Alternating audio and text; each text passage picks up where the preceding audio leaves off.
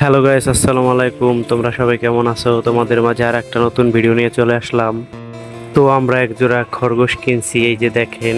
কিন্তু এত দুষ্টু আর এত চঞ্চল, তার মানে অনেকটাই দুষ্টু। খালি এদিক ওদিক ছোটাছুটি করে।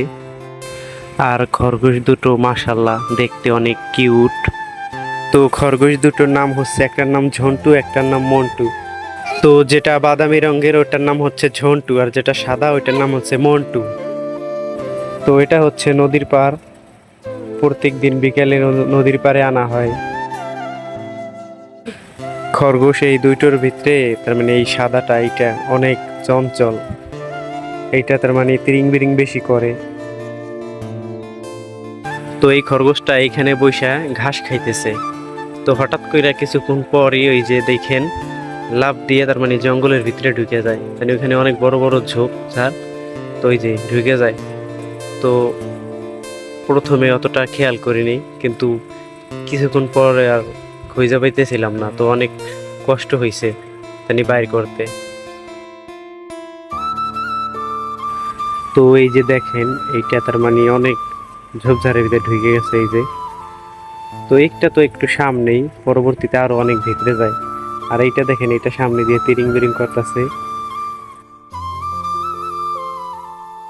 তো পরবর্তীতে ওইটা বাইর করা হয়, ওইটা বাইর করে তার মানে পরে দুইটাকে আবার ধরে একখানে করি।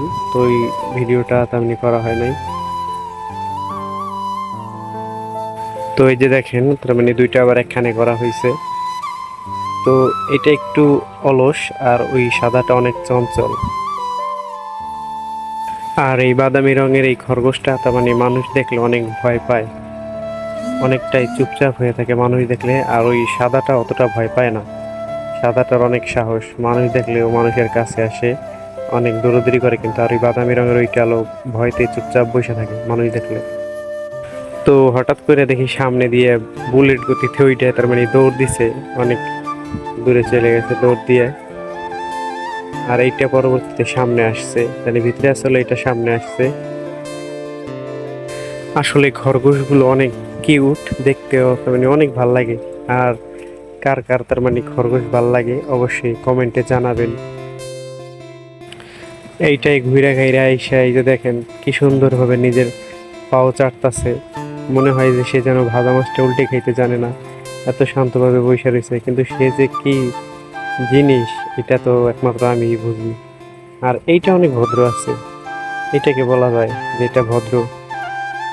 তো এইটা নিয়ে ভিডিও করতে করতে ওইটা দেখি, আর এক মানে পাশে এক গৃহস্থর জাল দেওয়া, তার মানে সেই জায়গায় অনেক শাকসুক বুনছে, যে ওইটার ভিতরে ঢুকে গেছে। ওই জায়গায় অনেক সবজি গাছ, তো ওইটাই ভিতরে ঢুকে গেছে। তো আমি আবার আর একজনে পাঠাইলাম যে ওরে ধইরে আনতে, কারণ দেখলে আবার সমস্যা। এখানে নয় আবার রোস্টারে ধইরে আনছে। তো এই যে ধইরে আনার পরে ওইখানে আর থাকি নাই,